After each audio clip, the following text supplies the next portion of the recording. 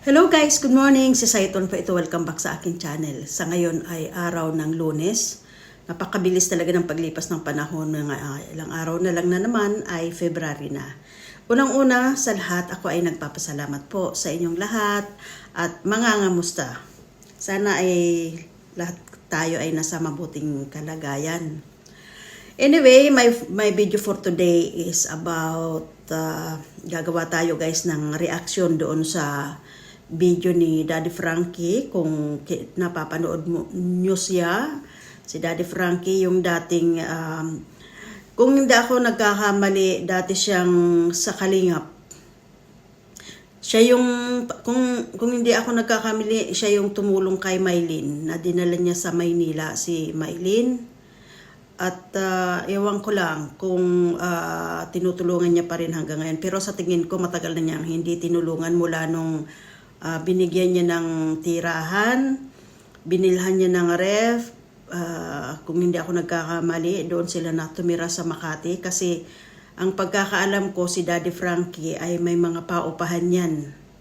May mga paupahan yan, tapos may ano siya, may negosyong sari-sari store ata yun. Parang ano ba, sari-sari store. So, ayun ang pagkakaalam ko lang tungkol kay Daddy Frankie. So, anyway guys, gagawa tayo ng reaction video tungkol doon sa video ni Daddy Frankie na yung umiyak yung matanda, si Lola umiyak. Tapos, yung tungkol sa mangga, yung tumikim sila ng maraming mangga. Mukha kasing medyo nakaano dito si Daddy Frankie, medyo sumabit siya, sumablay sa pagbibiro kay Lola. Ang dami niyang naging basher, so panuorin po muna natin. Kanina tikim lang. Isa lang naman ang tikim naman, sir. Huwag naman lahat. Hindi pa na malasahan din nila na paano ko. Ay, ala, na ako, sir. Lugi na riyan. Wala pang tubo. Tikman ko matamis, bibili na ako. Ay, huwag nyo naman tikman kung di nyo babayaran. Kahit, sir, saan ka pumunta, hindi pwedeng titikim kayong lahat na kay rami-rami. Basta isa lang ang titikim. Hindi lahat.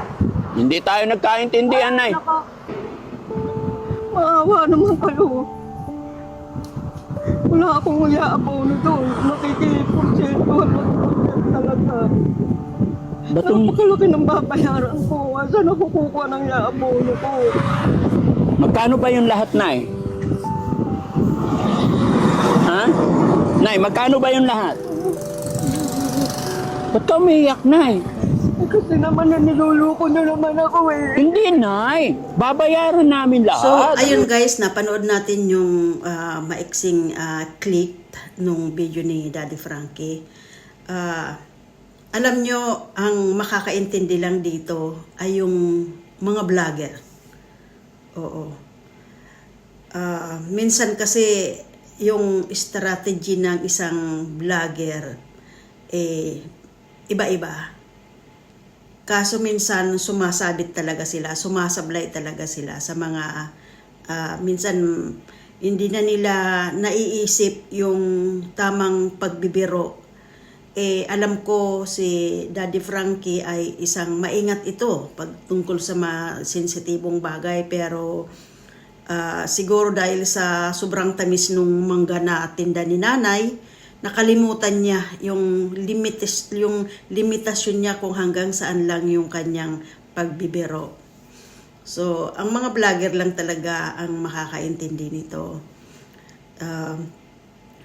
Marami siyang naging bashers. Sa totoo lang, ang dami kong mga nabasa na mga negative comments. So, natural naman yun talaga, oo.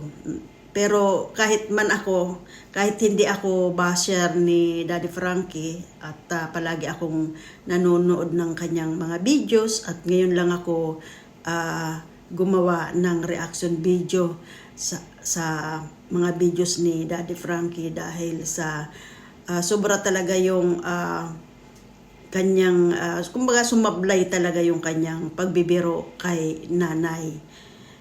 At mabuti na lang ay medyo nahimasmasan din si nanay at ayun, kasi syempre bilang isang actually si nanay ay 79 years old na.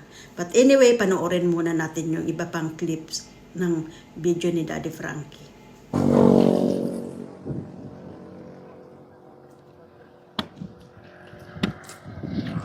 Mm.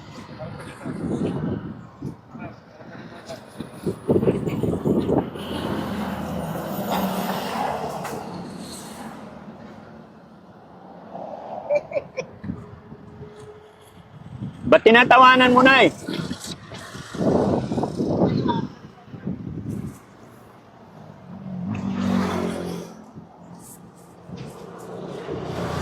Masarap. Hindi ko malasahan, Nay. Pakyawin mo na kasi lahat yan para malasahan ko. Isa pa. Parang hindi ko Isa pa, Nay. Matamis eh. Ha? Matamis talaga. Isa pa, Kuya Rizky. Oh, ito. Hindi naman matamis. Pili ka. Hindi matamis? Sana tinimpang nyo muna bago nyo tinikman. Ay, sabi mo kanina, tikim lang. Isa lang naman ang tikim naman, sir. Huwag naman lahat. Hindi pa na malasahan din nila. Paano ko? Ay, ala na ako, sir. Lugi na riyan. Wala pang tubo. Hindi paano malulugi ang negosyante? Pwede pa isa, hindi ko nalasahan yung isa kasi. Ay, Kung nalasahan, ito. babay sana ko naman. Timpangin nyo na lang sana at saka nyo tinikman. Hindi, pagkatapos na tumikim na, saka namin titimbangin. Siguro to. Paano nyo ba titimpangin at tikman nyo na lang? Hindi, yung nandyan ang titimbangin. Ay, hindi Ikaw naman, Nay, kasasabi mo lang, Nay, na libre tikim. Isa lang ang free tip. Hindi, wala kang sinabing pre-taste na isa. Sabi nyo, pwede nyong tikman. Eh, ikaw lang ang titikim, siyempre. Ikaw lang ang bibili. Hindi, kami lahat.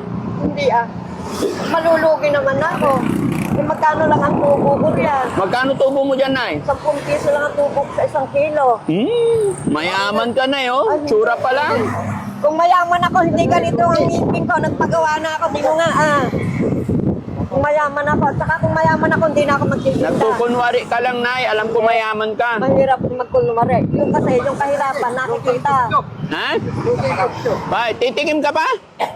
Sige, kuha ka, tikim pa. Tama na, ay. Babayaran mo yan, sir. Hindi, Nay. Tikim lang yun, Nay. Pwede. Kawawa naman ako. Wala namang Panood ulit natin yung kapirasong clip pa ng video ni Daddy Frankie. So, ayun na nga.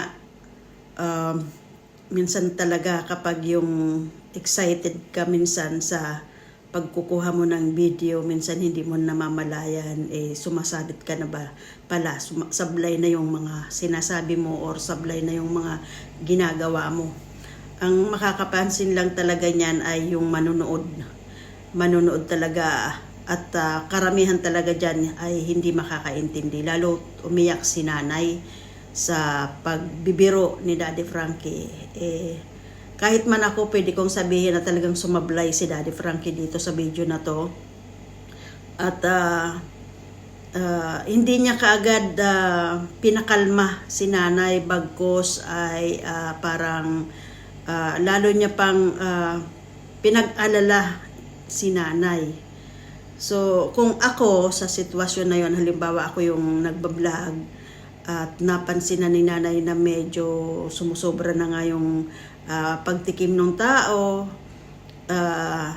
kung ako yung vlogger ay hindi ko na siya kumbaga hindi ko na dadagdagan pa yung mga kasi mararamdaman mo naman si nanay na parang nag-aalala na at nagagalit na. Sa parte na yon dapat pinakalma mo na si nanay. Dapat sinabi mo na ay biro lang yon, ganon. Lalo nung umiyak, di ba? Karamihan sa atin talaga ayaw natin nakikita yung mga nanay ay mga lolo't lola na umiiyak. Mga bata ayaw natin nakikita ng mga ganon. Mga lolo't lola especially. So, kung yun na nga, kung ako yung vlogger, sa bandang yun ay pinakalma ko na si nanay. Kaso ang ginawa naman kasi nito ni Daddy Frankie, parang hindi niya pa sinabi ng diretsahan kay nanay na hayaan mo nanay at babayaran ko na lang yung mga yung mga kinain namin, ganun.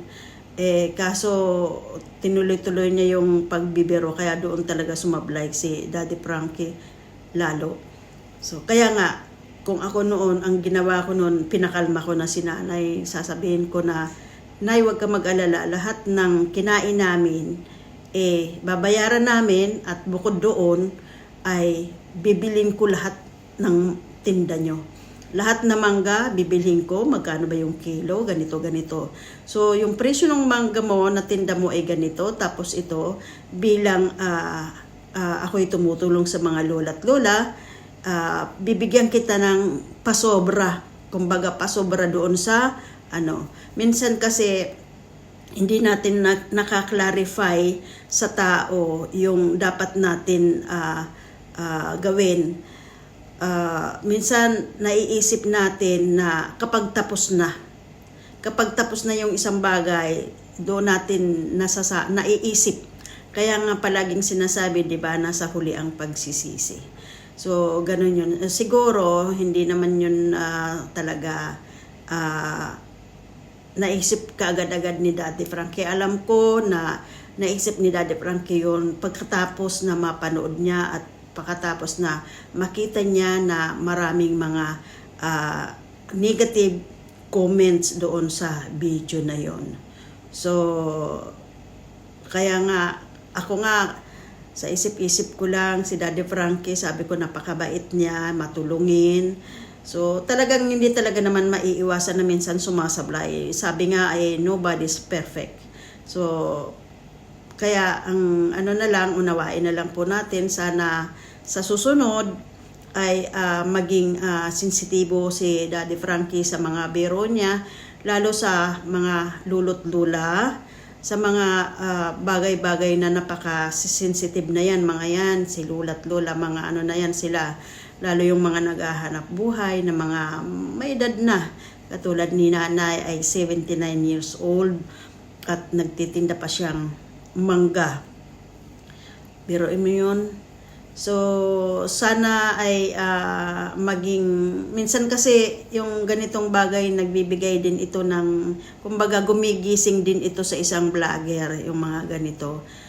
Pero hindi naman talaga yan maiiwasan kasi strategy nga ng isang vlogger yan. Pero sana wag naman yung hantong yung umiyak na yung isang tao tapos tuloy-tuloy pa yung kanyang pagbibiro. Dapat kapag ganon, kapag nararamdaman mo ng medyo lalong-lalo na hindi natin alam yung bawat binablog natin, hindi natin alam kung may sakit nga ba yun sa puso, at yun, hindi natin alam, mamaya ikaw pa yung maging dahilan, malay mo, bigla na lang yan tumumba dyan dahil sa galit, sa stress na nararanasan niya, bigla siyang tumumba. Ikaw pa yung maging dahilan ng kanyang, halimbawa, sana wag naman mangyari, minsan hindi na natin siyempre yung kapag tayo sobrang stress na wala na nga, pinipilit natin magtinda at para makumita ng pera, tapos ganun ang mangyayari. At siyempre hindi ni rin naman alam ni nanay na ganun ang gagawin ni Daddy Frankie, na bibigyan siya ng tulong. So, maging hinay-hinay po tayo sa mga ganitong bagay, lalo na sa mga matatanda na hindi natin alam kung ano ang meron sila, baka may sakit sila, big sa stress, bigla na lang silang atakihin. So, ikaw pa yung magiging mitsa ng kanyang pagkawala. Sana wag naman mangyari po yon. So, anyway guys, hanggang dito na lang po ang ating reaction video. At kaya ako to ginawa ng reaction video kasi talagang sumablay talaga si Daddy Frankie dito. So, sana sa susunod ay maging ano po tayo, maging maingat. Ako nga, dito lang ako nagbibideo-video, pero minsan nakakapagsalita rin ako ng hindi maganda. Pero naiisip ko na lang yun kapag yung tapos na, nai-upload ko na, napanood na ng tao, doon ko lang yun maiisip na mali pala yung aking sinabi. So, kaya ang mas makakaintindi lang talaga nitong video na to ni Daddy Frankie ay yung mga vlogger na gumagawa ng mga ganitong strategy. So, yun lang po guys. At sa mga hindi pa po nakakapag-subscribe sa akin, paki-subscribe po ang aking channel at pakipindit nyo po ang bell button para po ma-notified po kayo sa lahat na videos na i-upload ko. At piliin nyo po yung all para lahat ng videos ay ma-notified po kayo. So hanggang dito na lang po. Maraming salamat po ulit sa inyong lahat. At ingat po tayo palagi. See you on my next video guys. Bye-bye.